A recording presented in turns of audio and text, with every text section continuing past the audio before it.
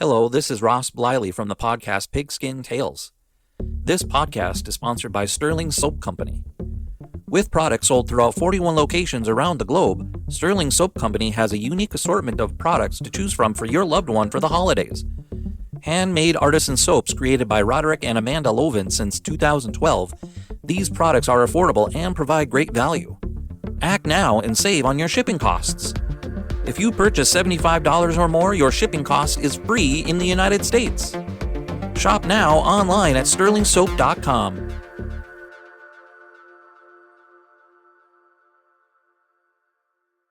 Hey there, sports history fan. This is Darren Hayes, host of the Pigskin Dispatch and Jersey Dispatch podcast. I hope you've enjoyed another great episode here on Sports History Network. Now, speaking of sports history, this episode was brought to you by Firefly Books, and they have two great ones for you this summer. For basketball fans, they have the NBA 75, The Definitive History by author Dave Zarum, who's appeared on our Jersey Dispatch podcast recently. He tells about the experience, the thrilling journey of the NBA, from its humble beginnings to its modern glory. Uncover the untold stories of triumph, controversy, and the greatest stars of the game. This isn't just a book, it's courtside seats to over 75 years of NBA history. And for the golf enthusiasts, swing into The Golf Round I'll Never Forget by Matt Adams.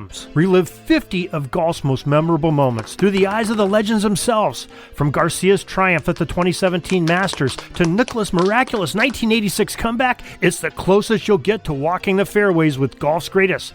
Get your summer read on. Grab a copy of NBA 75 or The Golf Round I'll Never Forget, available online or at your favorite bookstore. This podcast is part of the Sports History Network, your headquarters for the yesteryear of your favorite sport. You can learn more at sportshistorynetwork.com. Hello, sports fans, and welcome to another edition of Yesterday's Sports on the Sports History Network. Today, I'm here with my guest and friend Dave DePaola. We're going to talk a little boxing today. And before we get started, I just want to let the listeners know, if you hear any banging or drilling, I'm sorry, it can't be helped. My son is here doing some home improvements for me on my house. So, unfortunately, it had to be today. The timing's not real good, but it can't be helped. So, we'll start. We're going to talk about George Foreman. As most people know, George Foreman won the gold medal in the 1968 Olympics in Mexico City. Dave, do you want to start? Yeah, Mark, I did a little research this week. I had to brush up on things like I was telling you. I think he was only 19 years old when he won that gold medal. And I think he turned pro a year or two later, I think. Now, I think it was only a year, right? It wasn't long after. Yeah. I think it was 1969, and he compiled quite a record in the very beginning. You know, he came onto the scene. Of course, probably he was making a little noise before he fought Joe Frazier, but that was his big, kickoff when that Joe Frazier fight. But prior to that, he had quite a record. He had an undefeated record. He was known as a real heavy-handed hitter, and we'll get into it a little more. When we start talking about some specific fights. That's but right. He had almost two careers, George Foreman. Two careers, really. One career, and then the second career, 10 years later, he started boxing again. It was quite a story. That's exactly how it went. So, yeah, like you mentioned, he had 37 fights before he fought Frazier for the title, and he was knocking everyone out. But he was underdog against Frazier because really in those 37 fights he hadn't really fought any noteworthy names. He beat probably the biggest name, I think, was George Cavallo. That was a TKO in the third round. He beat Chuck Wepner, TKO in the third round. But really not any big noteworthy names in his in his first 37 fights. So I could see why he was the underdog against Frazier. No, that's correct, Mark. That's I remember the Joe Frazier fight. I was a young guy and I was a big Joe Frazier fan. We talked about that in the other podcasts we did on those 2 fights he had with Muhammad Ali. Right. And boy, oh boy, let me tell you, I can remember sitting at the dinner table and they were showing highlights of it on television. My father was watching the news. He used to watch those New York news channels, my father. He loved the channel 4 or he loved 7. We used to get those New York stations. Yep. And I think Len Berman was one of the guys that did sports back then. That's right. And so did Warner Wolf. Warner Wolf did it too. Warner Wolf was, and I think he knocked him down 6 times in 2 rounds. He actually lifted him up off the ground at one point. It was with one of those punches. It was, TKO in the second round, and no one really expected that, so it was kind of a shock. I sure didn't expect it, like you. I was a kid. I think I was maybe 11 years old at the time, and like you, I was a big Frazier fan, so I was just shocked at the beating he gave him. And that's 38, so that was his 38th fight, and 35 of those 38 fights were either a knockout or a technical knockout. Yes, listen, you didn't get to see a lot of these fights back then. They weren't, but you saw highlights of them. Then sometimes they'd play them on Wide World Sports a couple of weeks later. Right. You'd see the whole fight, and Howard Cosell would even have some of the fighters on as guests. Yeah. And it was actually pretty good. Those were pretty good telecasts. But that Joe Frazier fight was a shocker. And you began to realize, just how much bigger he was than some of those other heavyweights at the time. Yeah. He was about 235 pounds. He was like 6'3" or 4. Yep. He was just a very large guy. Like Muhammad Ali was a pretty big man. People didn't really understand that. Right. But when you saw him against Foreman, he was a little smaller, you know what I mean? Yep. Yeah, Foreman was big. And then after the Frazier fight, he didn't fight again for 7 months. He actually only had 2 title defenses. He beat Jose Roman, first round knockout, and then he beat a noteworthy opponent. He beat Ken Norton, TKO in the second round.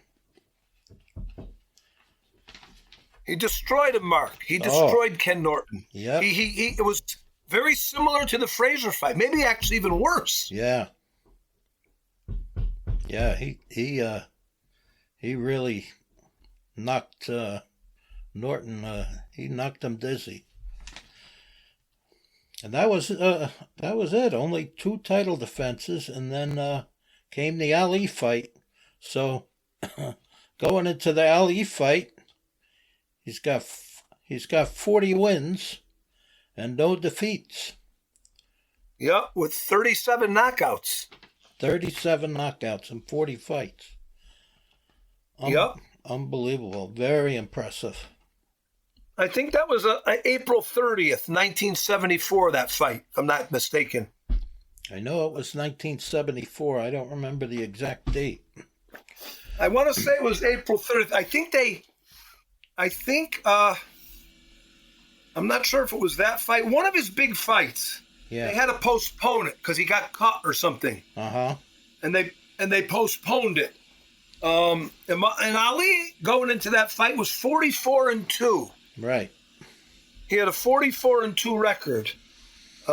He got beat by Joe Frazier, and then who else beat him before Foreman? Was it Spinks or no? Was that after Foreman? Kenny Norton. Oh, Norton beat him in Yankee Stadium, I think. Yes.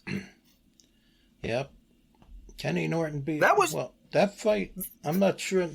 I know they did have a fight in Yankee Stadium, but I don't think that one. I think that one might have been in San Diego, which is where Norton was from. The first fight. It was He broke Ali's jaw in that fight. It was the second one, maybe. You're right, Mark. That was in Yankee. Maybe you're right. Yep. Yeah. And he kind of came out of nowhere, Norton. Yeah. You know what I mean? Nobody really, he had a very good physique. He didn't even really look like a boxer. Right. You know what I mean? And that was the thing going into the Ali fight. People were thinking, Ali, he's not going to have a chance. This guy, Norton beat Ali, Frazier beat Ali, and this guy destroyed both of those guys. Yeah. They weren't even close fights. He killed them. Yeah. Yeah, so nobody gave Ali a shot in this fight. It just didn't seem possible. Foreman was just destroying people. No, I didn't think he was going to. I didn't think he had a chance. Foreman was only 24 years old. Yep. I think Ali was 32 or 33. He was around there. Yeah, he was getting I'm not sure.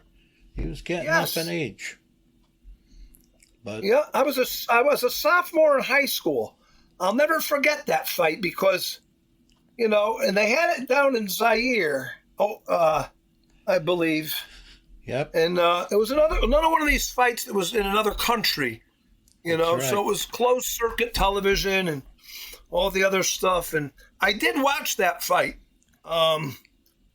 earlier this week. And after I watched 4 Foreman fights. I was telling you this before we came on. And right. And this was the first one that I watched. And after watching the 4 that I watched, this was the only one. Oh, actually, no, there was 2. I watched this, and I watched him against a fighter named Jimmy Ellis. Uh-huh. And he had lost to Jimmy Ellis. And then I watched 2 in his second career Foreman. I call it 2 careers after he came back. He took those 10 years off. But this Ali fight, you can actually see, after watching Foreman when he got older, he was actually a better fighter when he got older. He was more patient. Yep. You know what I mean? And he you could see in this Ali fight, Ali got into his head. He was actually chasing Ali around the ring almost at points.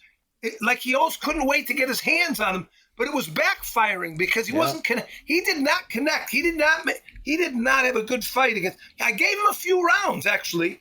I gave him a couple of rounds in that Ali fight were even because he was the aggressor, Foreman, in every round. But he just was not. He almost looked. Some of his punches were almost amateurish at some points. Yes. Yeah, he wasn't a disciplined fighter. He thought he could just knock everyone out, but that wasn't going to happen. And I think the guy you were talking about that he lost to, that wasn't Jimmy Ellis. That was Jimmy Young. Oh, Jimmy Young. You're right. I'm sorry, Mark. He did fight a guy named Jimmy Ellis who was a football player later on. But you're right. The Jimmy Young was the fight that I was talking about. Right. And when he fought Jimmy Young, he looked the same. He should have killed Jimmy Young. Yeah. And he had him down in one of the rounds. I'll get into that later, but he let him off the hook kind of. And he wasn't they used to say Joe Louis was the greatest finisher of all time. Yep. When he got somebody in trouble, that was it. You were out of this. Say goodnight. You were gone. Foreman was the opposite. He wasn't finishing people when he could have, like, kind of. Right. And he was very, like you just summed it up. He thought he was going to knock everybody out. Yeah. And I don't think he didn't have the discipline, and he didn't have the probably didn't have the stamina, because hardly any of his fights went the distance. And then you're right about that. Yep. Yeah. After that Ali fight, he didn't fight again for 15 months. That's a long layoff. They say he was so depressed and despondent after that loss to Ali. Yes. 15 months. Well, he had one during that 15 months. The only fight he had was like a exhibition where he fought 5 guys in the same night. You remember that one? Yeah, exactly.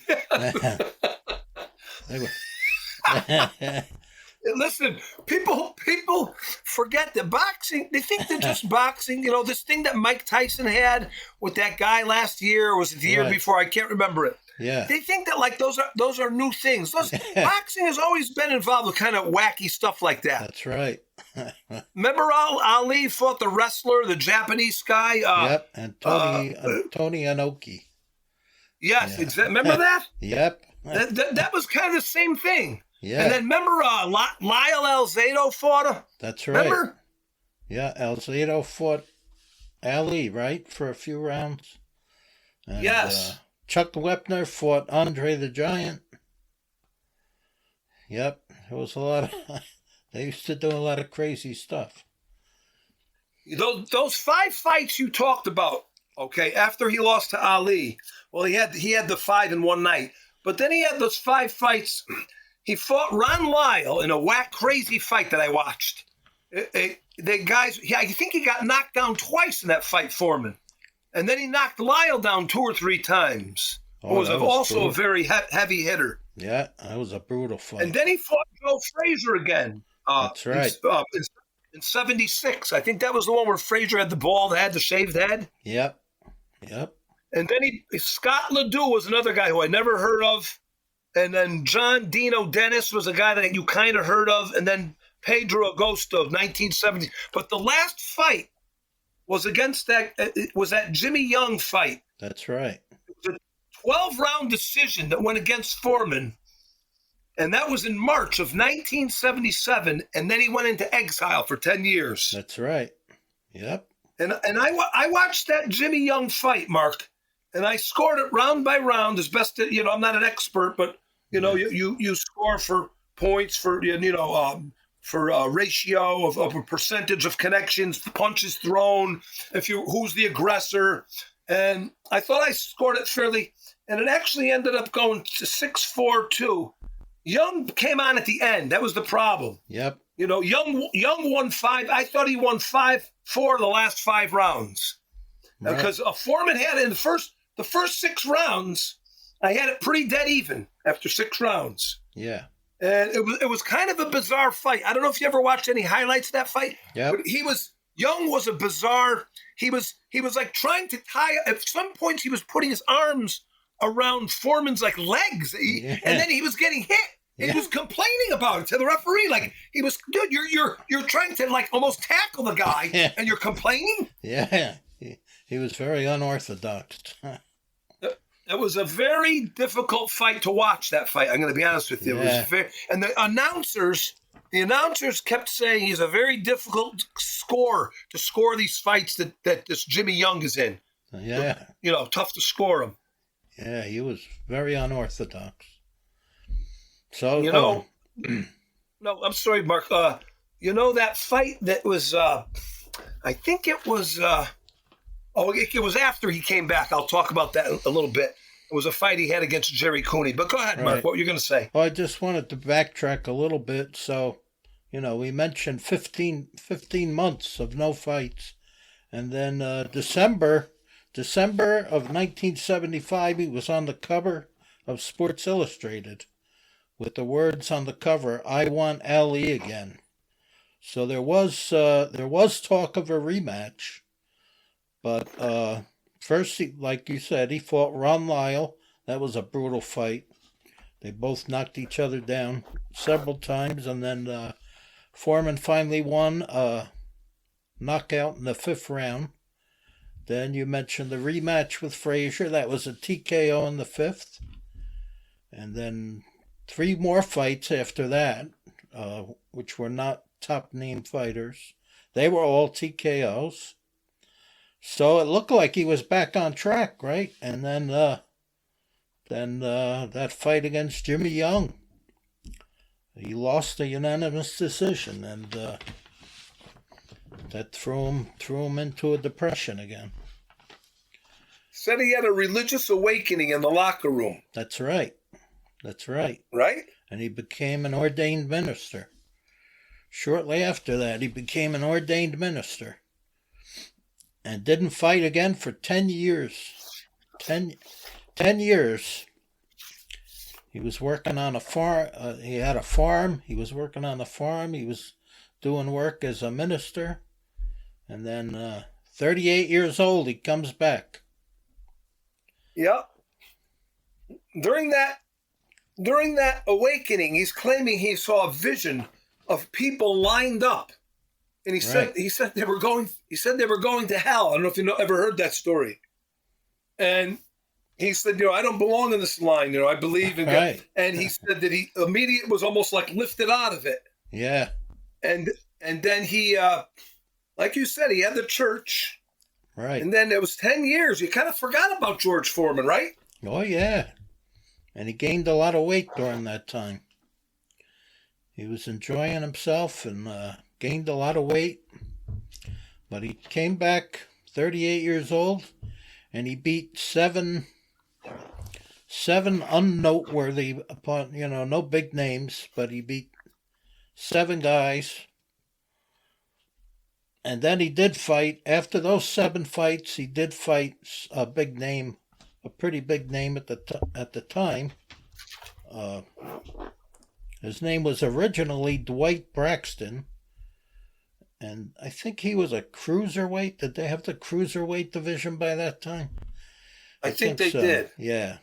Well, anyway, this Dwight Braxton changed his name to Dwight Muhammad Kwai, and I think he was the cruiserweight champion at the time. But then he gained weight and went up to heavyweight. And Foreman beat him by a TKO in the 7th round. So after that, it was a short little guy, that guy. That's right. He was short and stocky. Very short and stocky guy.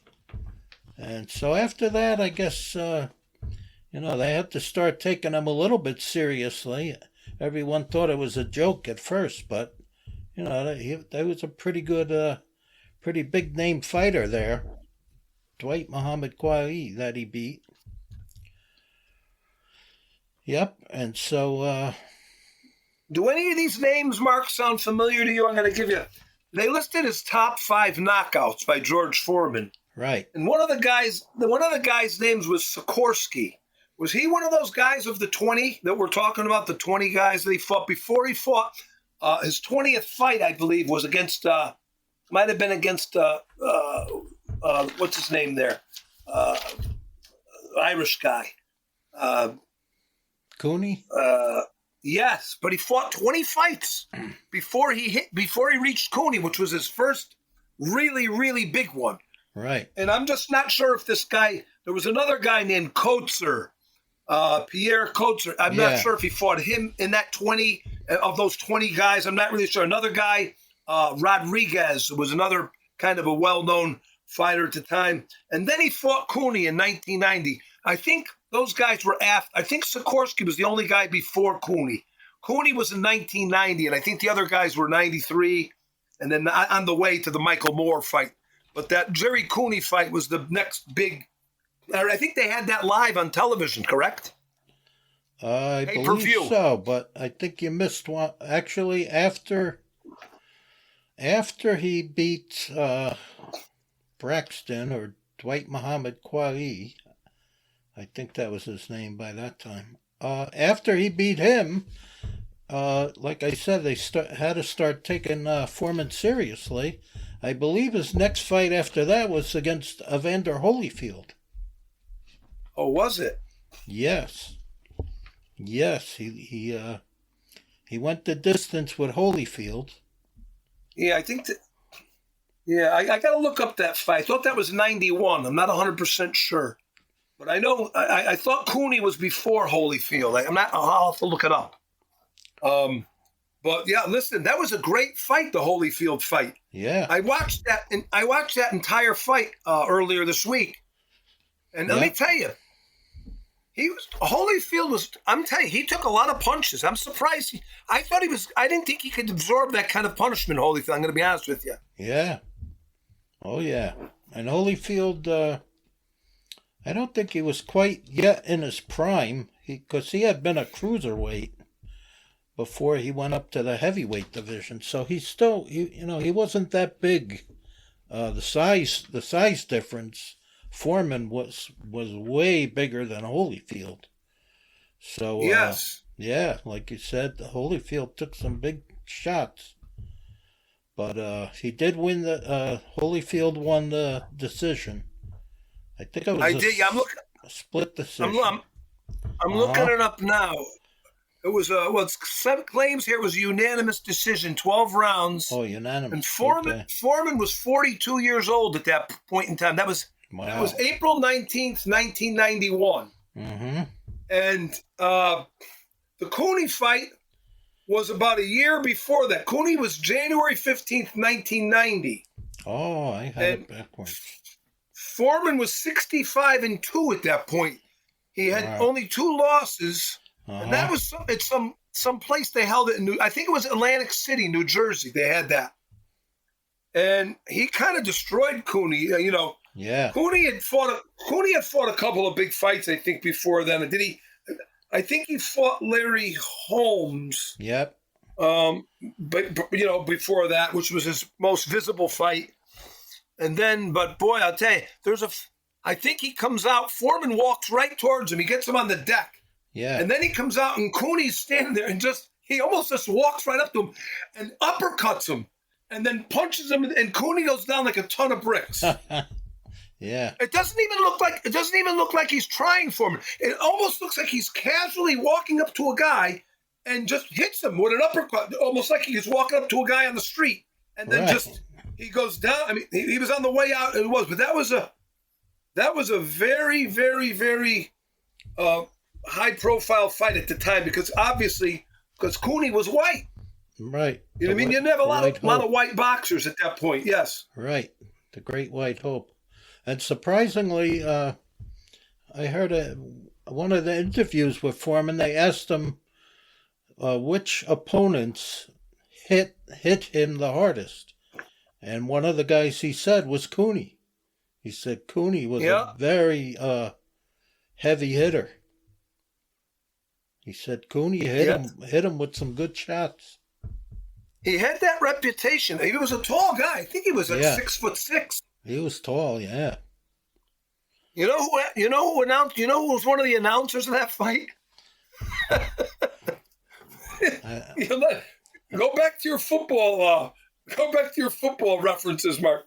You're not going to believe it, but he was announcing some boxing matches. Dan Deerdorf. Really? He announced that fight. Yes. Wow. Dan Deerdorf. How about that? I wouldn't have expected that. I don't know if he boxed at one time, but he had a big interest in boxing. Yeah. And if you go watch that thing, you'll see he was on there. I got a big kick out of that. I said, I wonder if Mark knows. I can't wait to tell him. That's right. I didn't know that. I would have never guessed that. Yeah, it was pretty good. But you're right. Then he did. He fought. There was 1, 2, 3, 4. There was 4 fights in between, and then he fought Holyfield on that. What we were talking, April 19th, 91. And as I watched that fight, that Holyfield fight, it's almost as if because of his age, Foreman, he had to take some breathers in that fight, and that's when Holyfield piled up some points. Right. That's when he piled up some points. I see where I made my mistake, Dave. I had it written down. I had it written down in my notes here. You're right. You were right. He didn't fight Holyfield till later. What I had written down in my notes is that when I was talking about Dwight Muhammad Quayi, Quayi was, I believe he was the cruiserweight champion, and then he lost a split decision to Holyfield.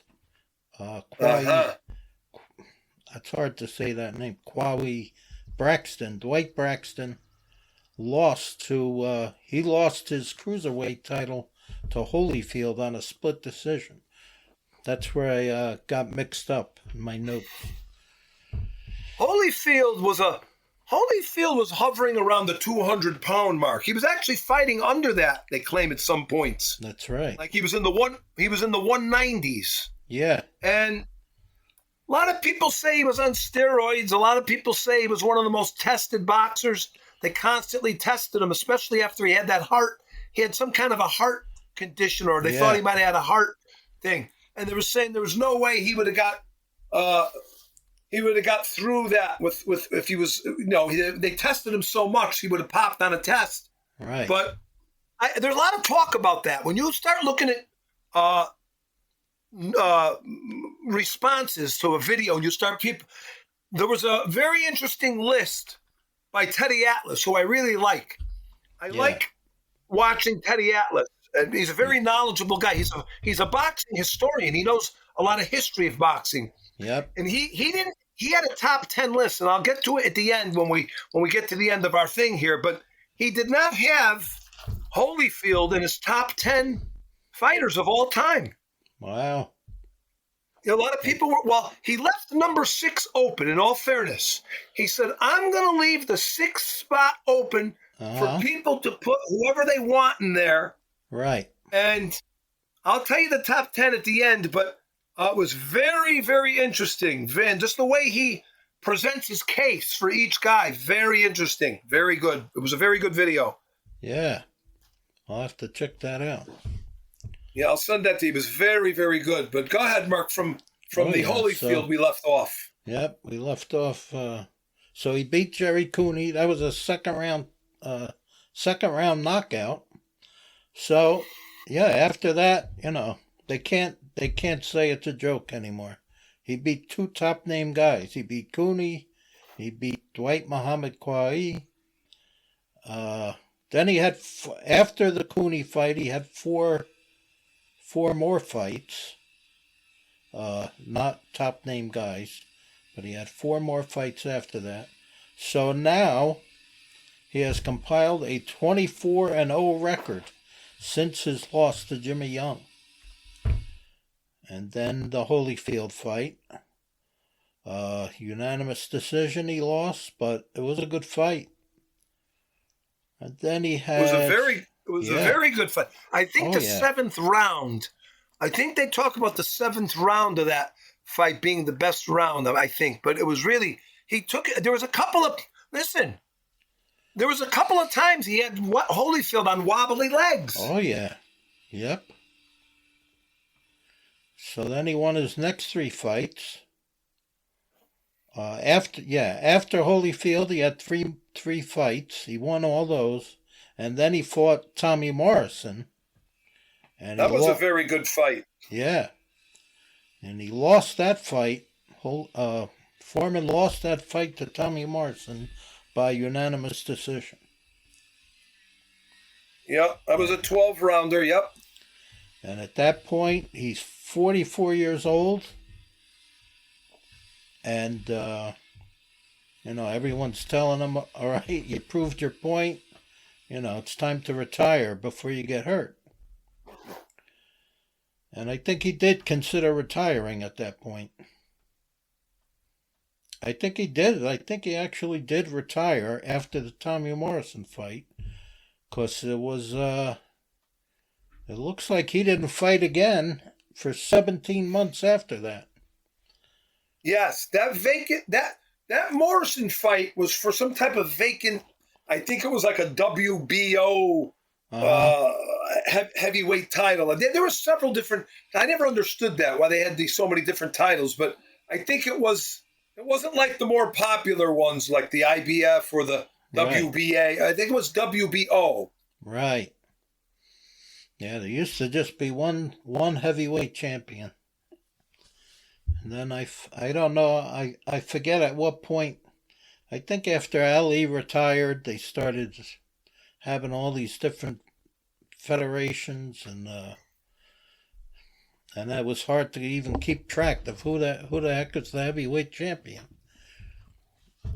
So 17 months he didn't fight, and then he came back, and didn't even have any tune-up fights or anything. He fought Michael Moore, the champion. And that was November 5th, 1994, that Moore fight. 1994. And he was losing pretty much the whole fight, right? I don't think he won a round. In fact, Teddy Atlas, who I just talked about, was in Moore's corner. And he said, he loved Foreman. He was trying to build up the fight. And he said, I was trying to give my guy confidence. He was talking about he wanted to try to get more. They had a weigh-in. He went, and during the weigh-in, he went over to Foreman and he, tapped him on the shoulder or something. He said, it's a good thing he didn't get up. And he says, I was trying to build up, the fight. He goes, plus I was trying to build up my fighters' confidence, he said. That's right. He goes, I always had a pretty good friendship with George after that. But he said, and then when he said he came out for that Moore fight, Foreman had on the trunks that he lost to Ali in.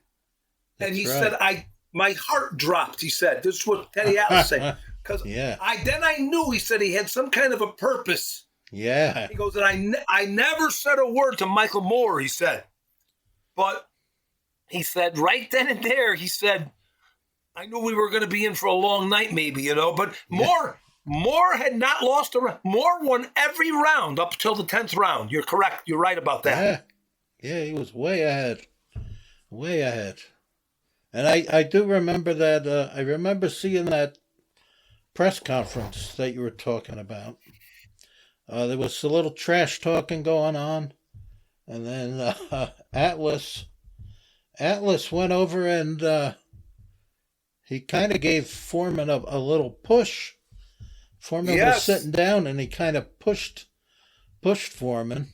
And Foreman just looked up at him and he didn't do anything because he knew he would have killed him. But then later on they asked Atlas, what were you thinking?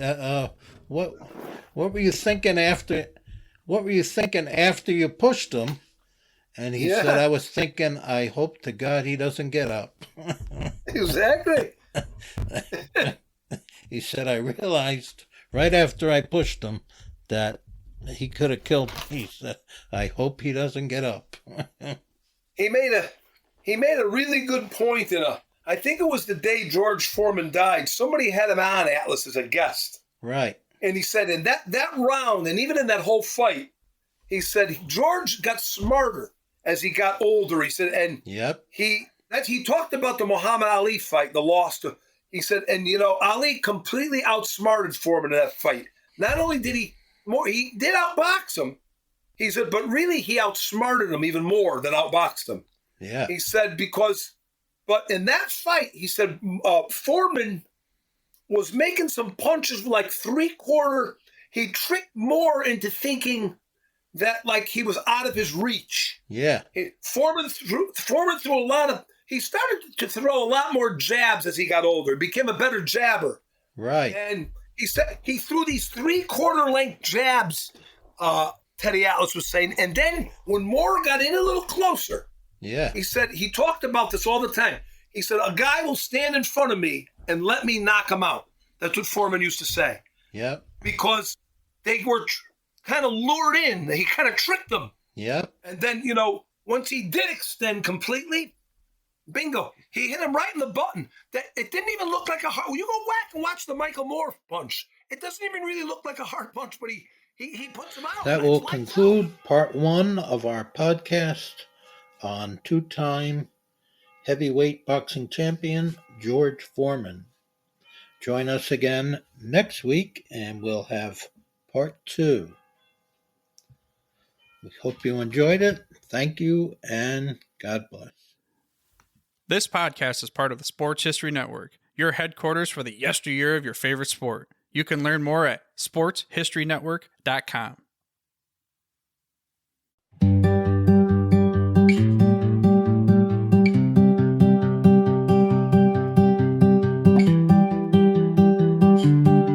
The Sports History Network, where legends live on and the past plays loud. Welcome to the place where history's proud. From gridiron glory to the hardwood stars, from the racetrack heat to Olympic bars. It's the voices, the stories, the moments you miss, told by fans and pros who live for this. Hook and Themic, the Sports History Network, where the past comes alive. Podcasts and blogs that keep the flame high.